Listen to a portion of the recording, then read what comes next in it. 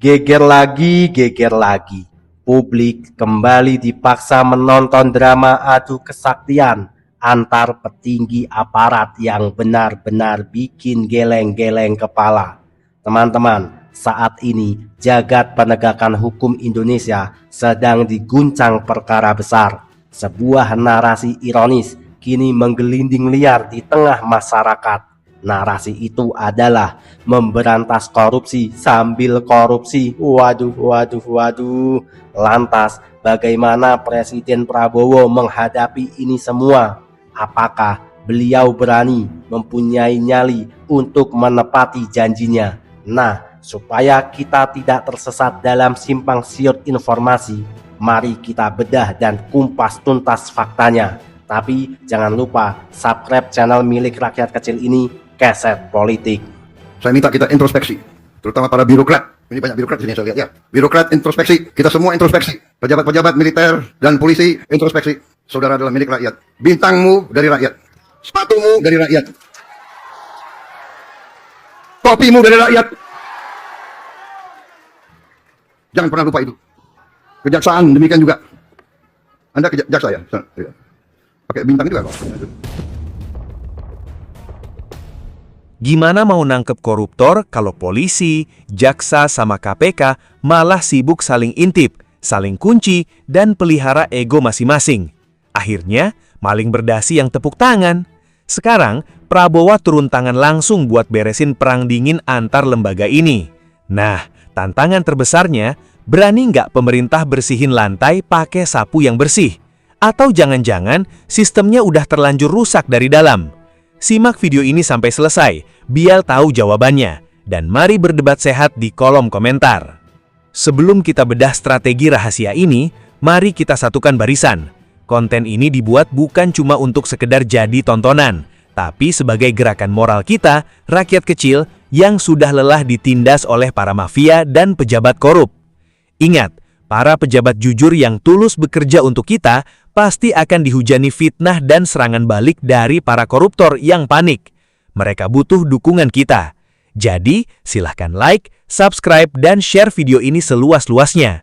Satu klik dari kalian adalah satu peluru dukungan untuk membersihkan negara ini dan melindungi orang-orang baik di dalam sistem. Tonton video ini sampai menit terakhir tanpa di-skip, agar kita paham betul bagaimana peta pertempurannya. Dan sekarang, mari kita absen kekuatan rakyat. Tulis di kolom komentar, dari daerah mana kalian berasal. Mari tunjukkan kalau dari ujung Sabang sampai Merauke, rakyat Indonesia kompak bersatu melawan mafia.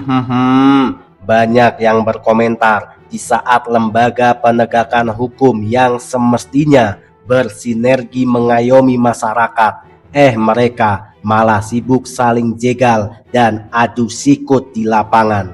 Sebenarnya ada apa di balik semua ini? Apakah gerakan ini murni demi menegakkan keadilan tanpa pandang bulu, atau justru ada gesekan kepentingan lain di ruangan gelap? Coba tulis opini tajam kalian di kolom komentar, teman-teman. Oke, mari kita masuk ke pembahasan yang pertama. Teman-teman, mari kita bongkar bagaimana perang terbuka melawan koruptor ini dimulai, terutama dengan rencana gebrakan mengejutkan yang sedang disiapkan oleh Presiden Prabowo Subianto. Selama bertahun-tahun, kita sebagai rakyat kecil seringkali hanya bisa mengurut dada melihat para pencuri uang rakyat hidup mewah tanpa takut. Mereka bisa menyembunyikan hasil jarahannya dengan sangat rapi. Tapi kali ini, situasinya akan dibuat sangat berbeda. Karena pemerintah secara resmi menyatakan bakal menggunakan teknologi paling canggih yang pernah ada untuk melacak dan memburu harta haram tersebut. Masih coba korupsi, cepat ketahuan. Sekarang ada teknologi, ya, ada radar, bisa kita pakai, kita bisa lihat bawah tanah. Jadi saudara-saudara yang punya bunker-bunker, disembunyikan, nanti kita ketemu juga kekayaanmu. Presiden Prabowo secara blak-blakan menyampaikan bahwa di era modern sekarang, teknologi sudah sangat hebat. Sekarang ada radar khusus yang bisa mendeteksi hingga ke bawah tanah.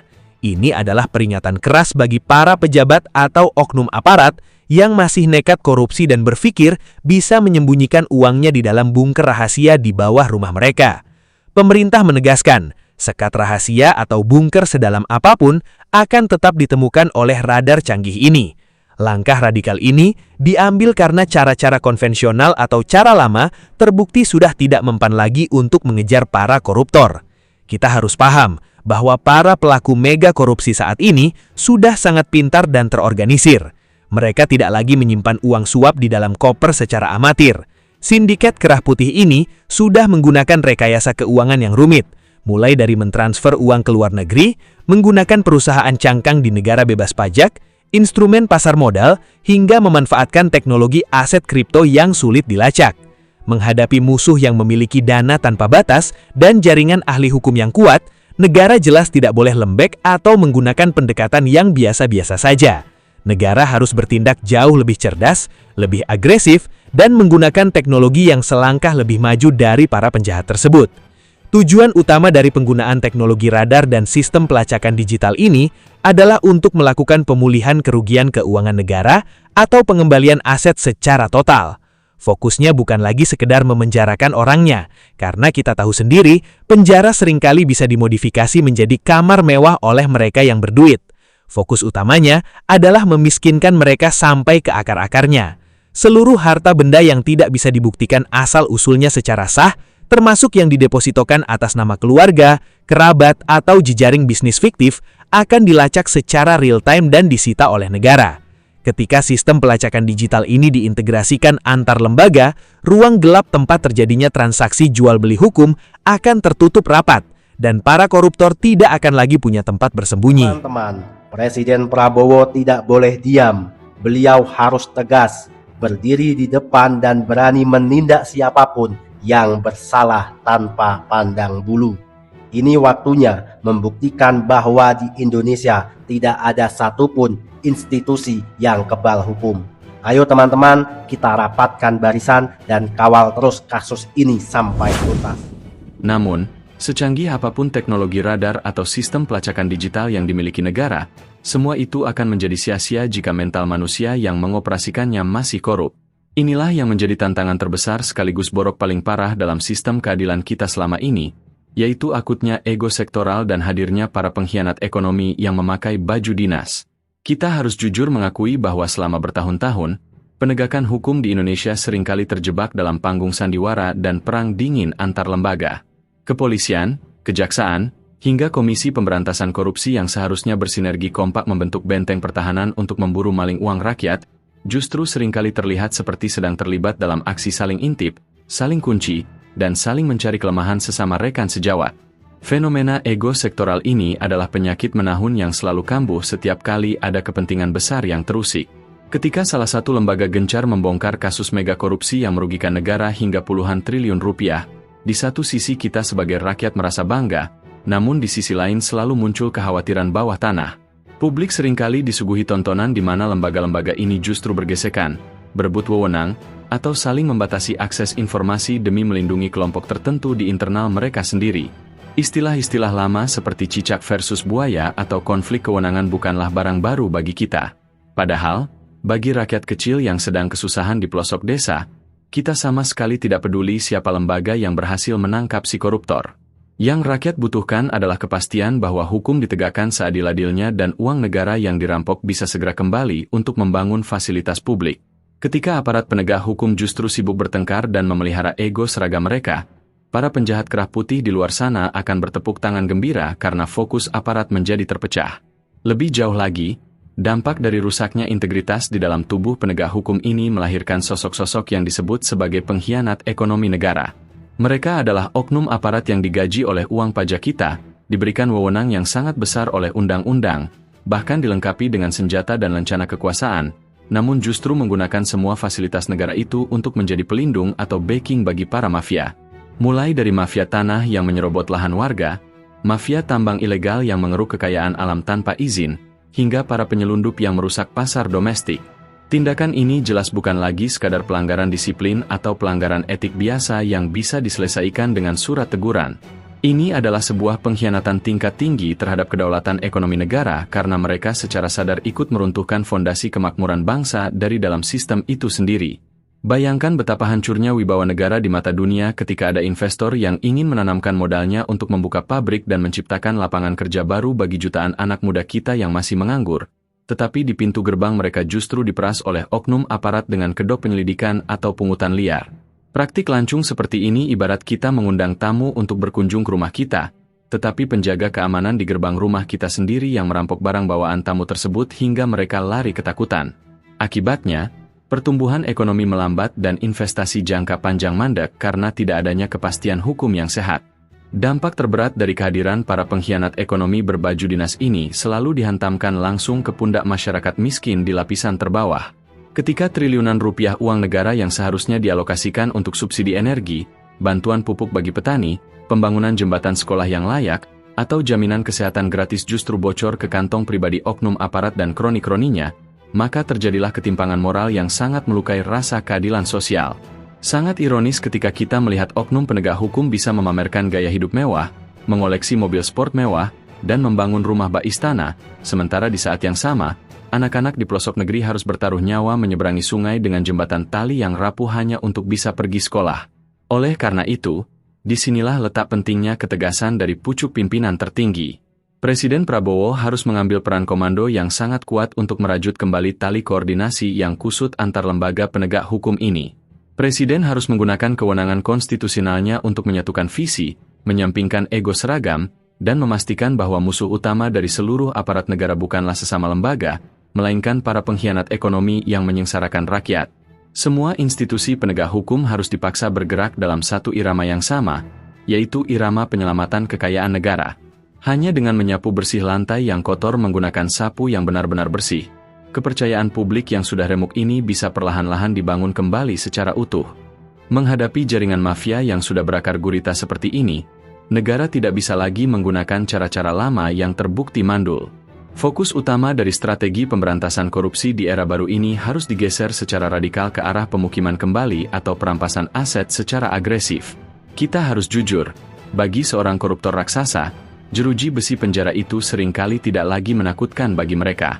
Dengan uang miliaran atau triliunan rupiah yang berhasil mereka sembunyikan, mereka bisa dengan mudah memodifikasi sel tahanan menjadi kamar fasilitas mewah, menyuap oknum petugas, atau bahkan tetap mengendalikan bisnis haram mereka dari dalam penjara.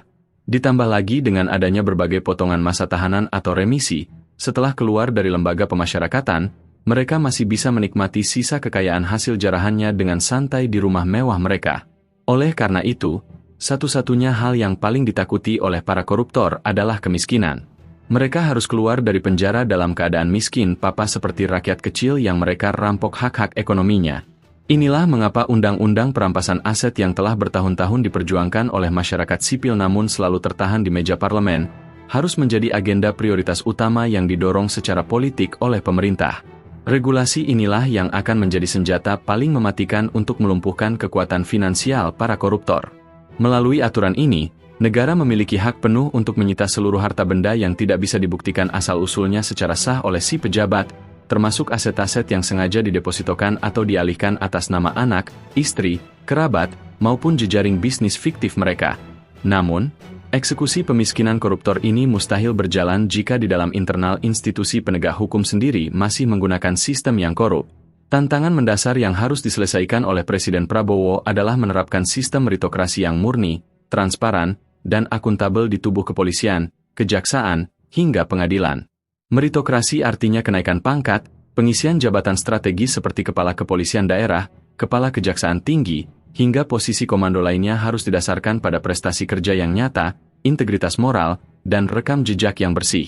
Sistem lama yang menggunakan jalur pintas seperti kedekatan personal, nepotisme, atau sistem setoran uang kepada atasan harus dihancurkan total. Jika sistem meritokrasi ini berjalan dengan baik, maka secara otomatis para aparat yang jujur, idealis, dan berintegritas akan naik ke permukaan memegang tongkat kepemimpinan.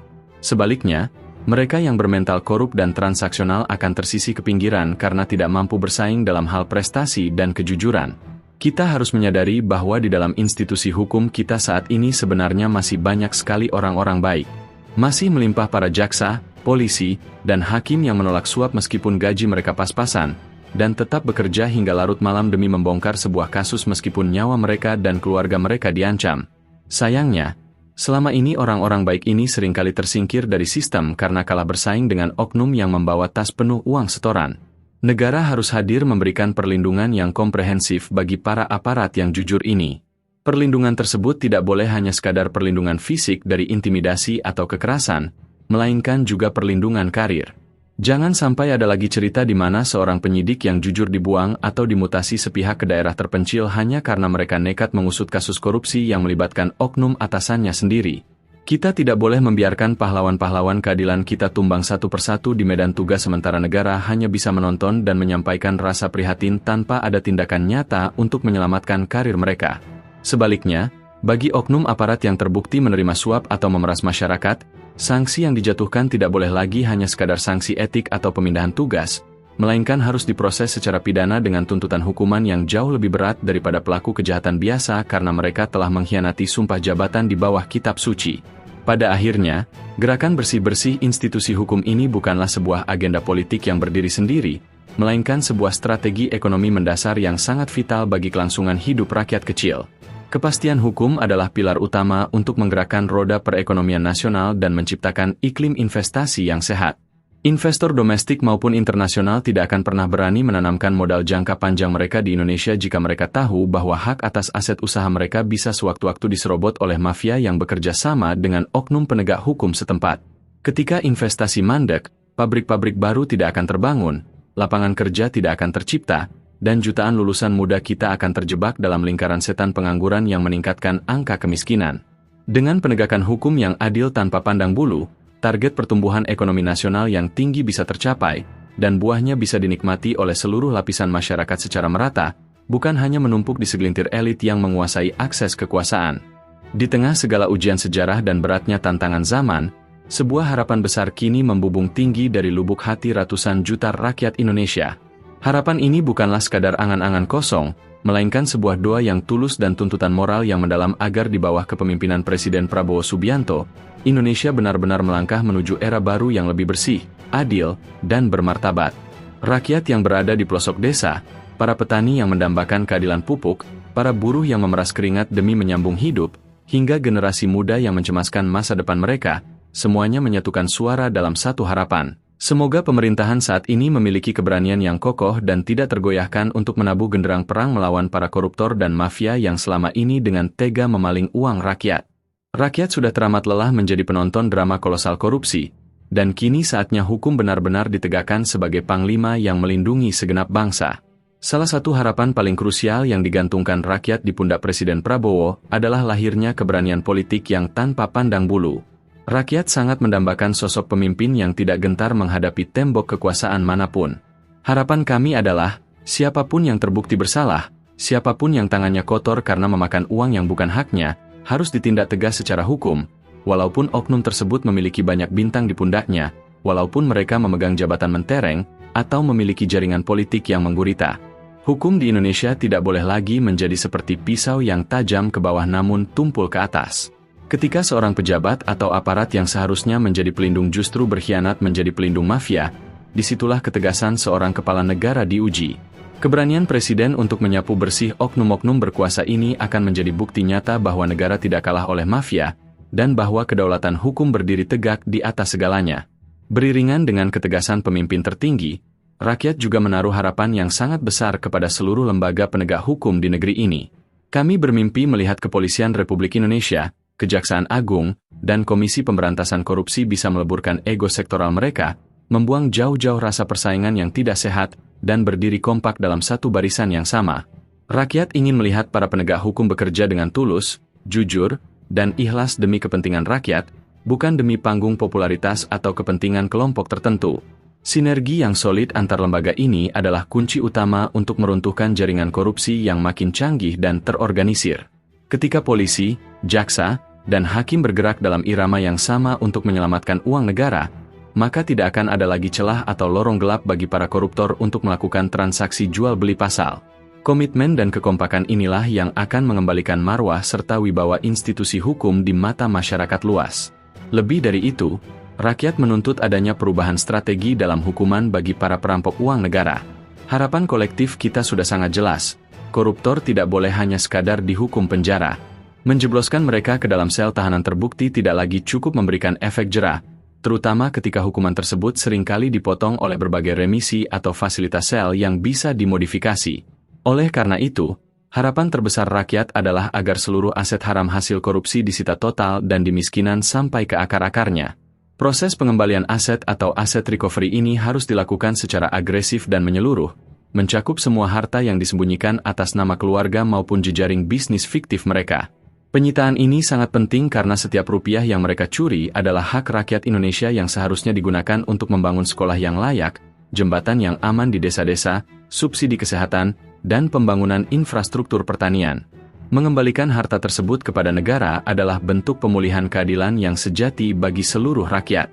Namun, di tengah kemarahan dan kekecewaan terhadap oknum-oknum yang lancung, rakyat Indonesia tidak boleh kehilangan optimisme. Kami sebagai rakyat tetap menaruh kepercayaan dan keyakinan yang mendalam bahwa di dalam sistem pemerintahan kita, masih banyak sekali pejabat, aparat, dan pegawai negeri yang bersih, jujur, dan tulus bekerja demi kemaslahatan rakyat. Mereka adalah para pahlawan sunyi yang menolak suap meskipun hidup dalam kesederhanaan, yang tetap setia pada sumpah jabatannya di bawah kitab suci, dan yang terus berjuang menegakkan kebenaran meskipun kerap mendapatkan ancaman atau intimidasi. Harapan rakyat adalah agar orang-orang baik dan berintegritas ini diberikan ruang, dilindungi karirnya melalui sistem meritokrasi yang adil, dan didorong untuk memegang tongkat komando kepemimpinan. Dengan mendukung dan membela para pejabat yang bersih ini, kita sedang menyelamatkan masa depan institusi negara kita dari kehancuran moral. Untuk mengawal semua harapan besar ini, kami sebagai rakyat Indonesia berkomitmen untuk tidak tinggal diam dan tidak akan membiarkan diri kita terpecah belah oleh adu domba para mafia.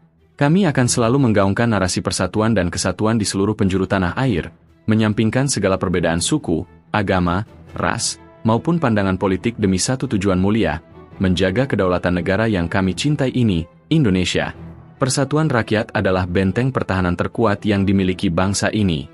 Ketika rakyat kompak bersatu, mengawasi jalannya pemerintahan dengan kritis namun suportif, serta memberikan dukungan moral yang kuat kepada langkah-langkah bersih pemerintah, maka gerakan perlawanan terhadap korupsi akan berubah menjadi sebuah gerakan moral nasional yang tidak akan bisa dibendung oleh kekuatan mafia manapun.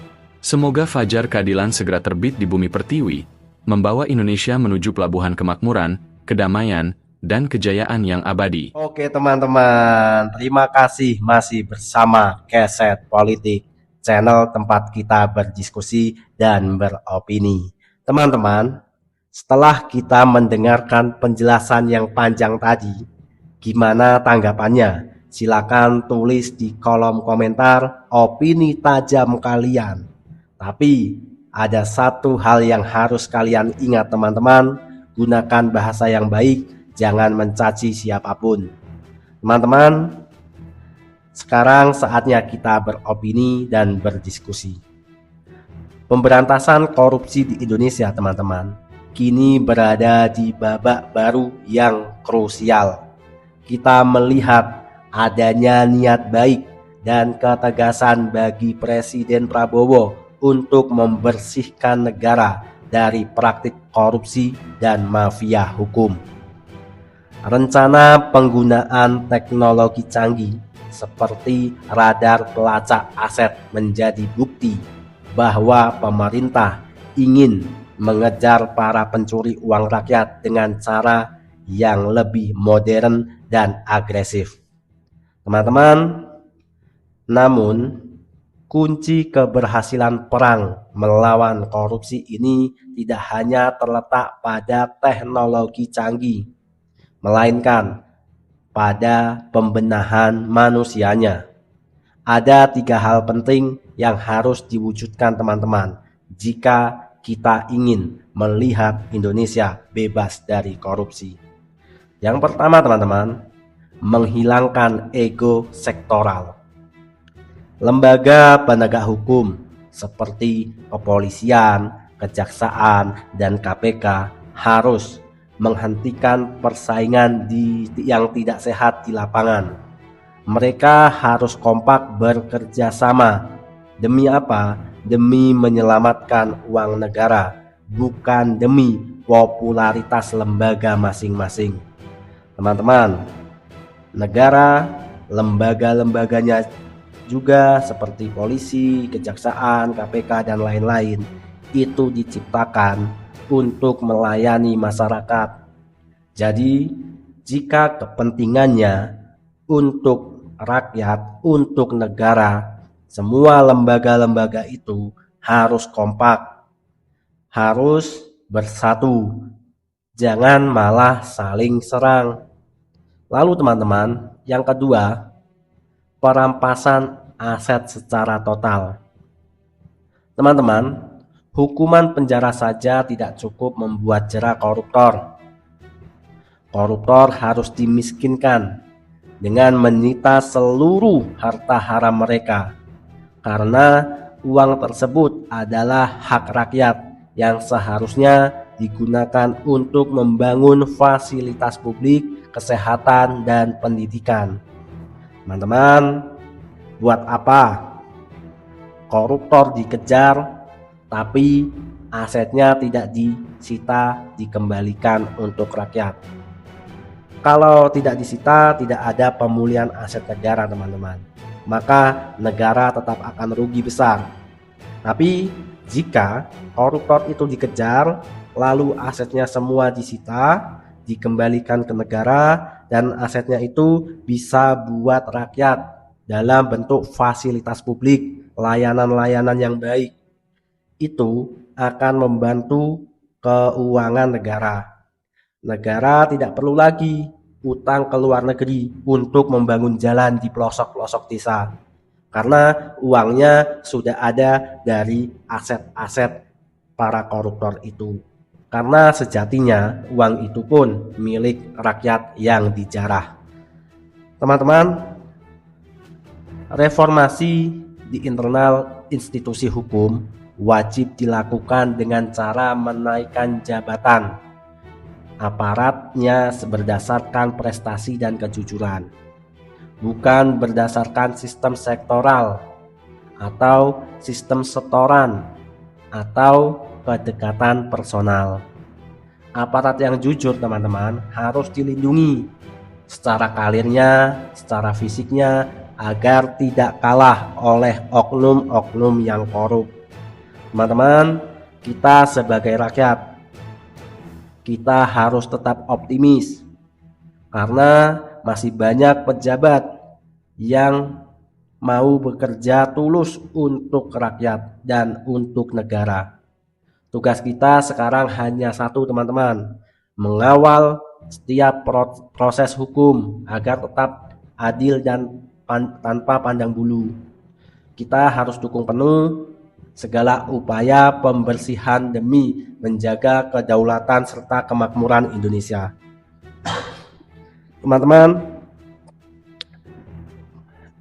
isu belakangan ini yang beredar tentang perang bintang, kadang di sosial media itu agak rancu, teman-teman. Rancunya seperti apa? Rancunya terlalu liar.